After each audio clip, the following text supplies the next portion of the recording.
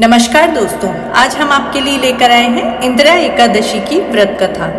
पितृपक्ष में एकादशी श्राद्ध के दिन यानी अश्विन कृष्ण एकादशी तिथि को इंदिरा एकादशी होती है। इस दिन व्रत रखकर भगवान विष्णु के ऋषिकेश स्वरूप की पूजा करते हैं और इंदिरा एकादशी व्रत कथा सुनते हैं। इससे पितरों का उद्धार होता है, वहीं व्रत रखने वाले को जीवन के अंत में स्वर्ग की प्राप्ति होती है। तो आइए सुनते हैं इंदिरा एकादशी की व्रत कथा।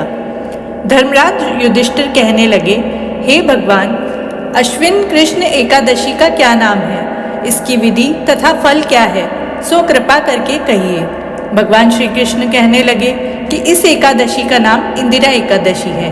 यह एकादशी पापों को नष्ट करने वाली तथा पितरों को अधोगति से मुक्ति देने वाली होती है। हे राजन, ध्यानपूर्वक इसकी कथा सुनो। इसके सुनने मात्र से ही वाजपेयी यज्ञ का फल मिलता है। प्राचीन काल में सतयुग के समय में महिष्मती नाम की एक नगरी में इंद्रसेन नाम का एक प्रतापी राजा धर्मपूर्वक अपनी प्रजा का पालन करते हुए शासन करता था। वह राजा पुत्र, पौत्र और धन आदि संपन्न और विष्णु का परम भक्त था। एक दिन जब राजा सुखपूर्वक अपनी सभा में बैठा था तो आकाश मार्ग से महर्षि नारद उतरकर उसकी सभा में आए। राजा उन्हें देखते ही हाथ जोड़कर खड़ा हो गया और विधि पूर्वक आसन व अर्घ्य दिया। सुख से बैठकर मुनि ने राजा से पूछा कि हे राजन, आपके सातों अंग कुशल पूर्वक तो हैं, तुम्हारी बुद्धि में और तुम्हारा मन विष्णु भक्ति में तो रहता है। देवर्षि नारद की ऐसी बातों को सुनकर राजा ने कहा, हे महर्षि, आपकी कृपा से मेरे राज्य में सब कुशल है तथा मेरे यहाँ यज्ञ कर्म आदि सुकृत हो रहे हैं। आप कृपा करके अपने आगमन का कारण कहिए। तब ऋषि कहने लगे, हे राजन, आप आश्चर्य देने वाले मेरे वचनों को सुनो। मैं एक समय ब्रह्मलोक से यमलोक को गया।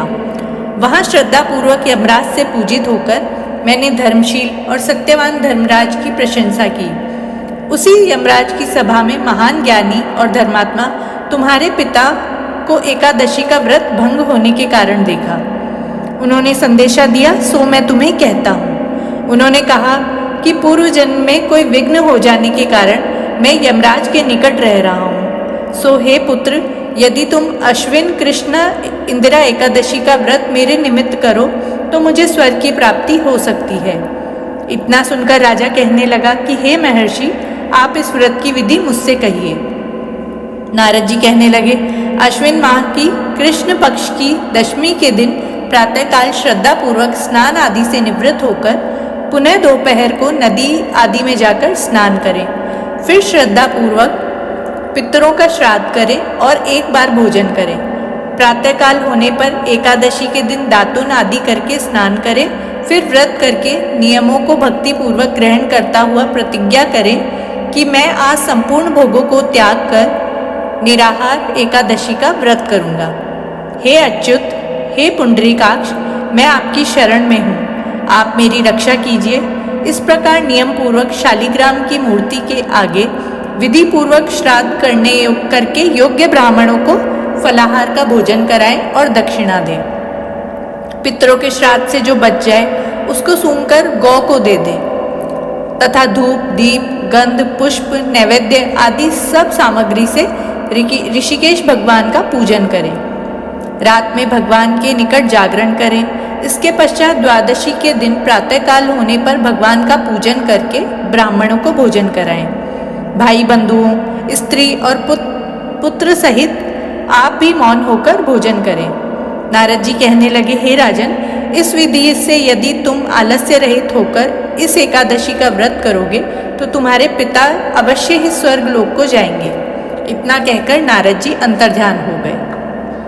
नारद जी के कथानुसार राजा द्वारा अपने बांधवों तथा दासों सहित व्रत करने से आकाश से पुष्प वर्षा हुई और उस राजा का पिता गरुड़ पर चढ़कर विष्णु लोक को गया।